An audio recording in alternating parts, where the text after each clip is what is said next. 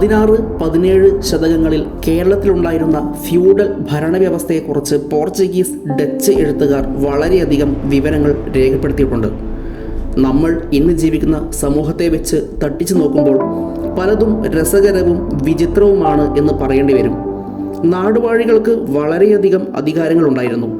അധികാരങ്ങളെല്ലാം ഒരു വ്യക്തിയിലേക്ക് കേന്ദ്രീകരിക്കപ്പെടുക. ആ അധികാരങ്ങൾ എന്തെല്ലാമായിരുന്നു എന്ന് നമുക്കിന്ന് നോക്കാം.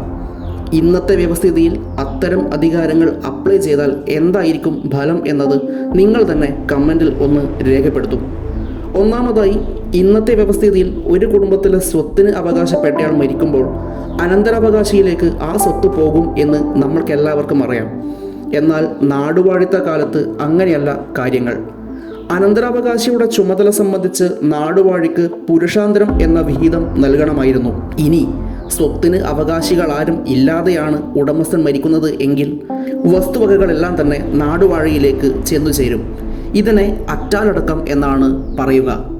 അടുത്തത്, കുട്ടികളില്ലാത്ത ദമ്പതികൾ ദത്തെടുക്കുന്ന പതിവുണ്ട് നമ്മുടെ സമൂഹത്തിൽ. അതിന് അതിൻ്റേതായ നിയമവശങ്ങളുമുണ്ട്. എന്നാൽ നാടുവാഴിത്ത കാലത്ത് ഈ രീതിയിൽ കുട്ടിയെ ദത്തെടുക്കുമ്പോൾ നാടുവാഴിയുടെ മുൻകൂട്ടിയുള്ള അനുവാദം വാങ്ങിയിരിക്കണം. മുൻകൂട്ടിയുള്ള അനുവാദം കൂടാതെ ആർക്കും ദത്തെടുക്കാൻ അവകാശമില്ല. ഒരാൾ സ്വകുടുംബത്തിലേക്ക് ദത്തെടുക്കാൻ തീരുമാനിക്കുന്ന പക്ഷം നാടുവാഴിക്ക് ദത്ത് കാഴ്ച നൽകി അനുമതി തേടണം. മറ്റൊന്ന്, വിവാഹം, പ്രസവം, മരണം, ഗൃഹപ്രവേശം തുടങ്ങിയ അവസരങ്ങളിലെല്ലാം നാടുവാഴി പ്രജകളിൽ നിന്ന് സംഭാവനകൾ സ്വീകരിക്കും. അതായത് ഇത്തരം അവസരങ്ങളിലെല്ലാം നാടുവാഴിയെ മുഖതാവിൽ കണ്ട് സംഭാവന അങ്ങോട്ട് നൽകണം എന്നർത്ഥം. അതുപോലെ പരപുരുഷ സംഗമം ചെയ്ത സ്ത്രീകളെ നാടുവാഴിയുടെ മുൻപിൽ കൊണ്ടുചെല്ലണമെന്നാണ് വ്യവസ്ഥ. ഇങ്ങനെ കൊണ്ടുചെല്ലുന്ന സ്ത്രീകളെ നാടുവാഴി വിദേശ വ്യാപാരികൾക്ക് വിറ്റ് പ്രതിഫലം വാങ്ങുമായിരുന്നു.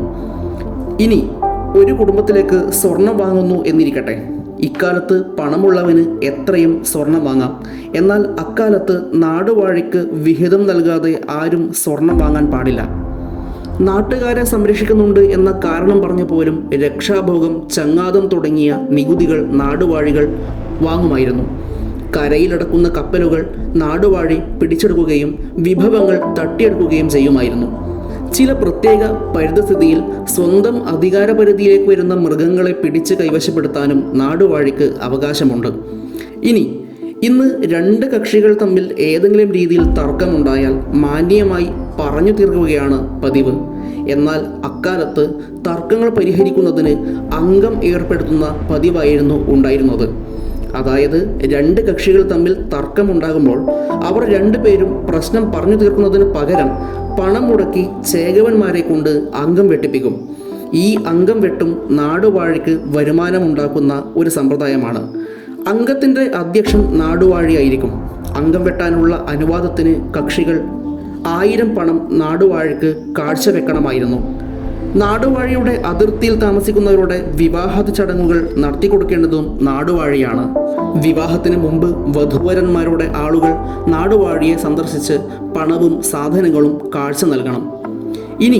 വീട് നിർമ്മാണത്തിനും നാടുവാഴിയുടെ പ്രത്യേക അനുമതി വേണമായിരുന്നു അന്ന്. അത് ഇരുനില കെട്ടിടങ്ങളോ ഓടുമേഞ്ഞ വീടുകളോ ആണെങ്കിൽ പ്രത്യേകിച്ച്. വീട് ഓടുമേയാൻ പോലും ഒരു പ്രത്യേക വ്യക്തിയുടെ അനുവാദം വേണം എന്നത് ഇന്ന് നമുക്ക് അംഗീകരിക്കാൻ പറ്റുമോ? അനുവാദം ചുരുക്കം പേർക്ക് മാത്രമേ അന്നത്തെ കാലത്ത് ലഭിക്കാറുള്ളൂ എന്ന് കൂടി ഓർക്കണം. സ്വർണം ഉപയോഗിക്കുന്നതിനെക്കുറിച്ച് സൂചിപ്പിച്ചുവല്ലോ. ഇവിടെ ശ്രദ്ധിക്കേണ്ട മറ്റൊരു കാര്യമുണ്ട്. അന്നത്തെ കാലത്ത് പ്രത്യേക അനുവാദം വാങ്ങിയിട്ടുള്ളവർക്ക് മാത്രമേ 2 കൈയിലും വളയണിയാൻ അവകാശമുള്ളൂ. കാലുള്ള കുട ഉപയോഗിക്കാൻ പോലും മുൻകൂട്ടി അന്നത്തെ കാലത്ത് അനുവാദം വാങ്ങണമായിരുന്നു. അനുമതിയില്ലെങ്കിൽ തലക്കുട വെച്ച് നടക്കാനേ പറ്റൂ. സ്ത്രീകൾ മൂക്കുത്തിയും മറ്റും ധരിക്കണമെങ്കിൽ അനുവാദം തേടേണ്ടതുണ്ട്. ഉത്സവവേളകളിൽ സദ്യക്കുള്ള കറിക്കവെട്ട് തുടങ്ങി വയ്ക്കുന്നതിനുള്ള അവകാശം നാടുവാഴിക്ക് മാത്രമുള്ളതാണ്. നാടുവാഴിക്ക് കൊല്ലും കൊലയും സംബന്ധിച്ചുള്ള അധികാരമുണ്ട്. ചില സ്ഥലങ്ങളിൽ ഈ അധികാരം 5 വർഷം വരെ നീളുന്ന അധികാര കാലയളവാണ്. ഈ അധികാരകാലത്തിന് തലവെട്ടിപ്പാർവത്യം എന്നാണ് പേര്. ചുരുക്കത്തിൽ 16-17 ശതകങ്ങളിൽ കേരളത്തിൽ ഫ്യൂഡലിസം അതിൻ്റെ ഭീകരമായ രൂപത്തിൽ നിലനിന്നിരുന്നു എന്ന് വേണം കാണാൻ.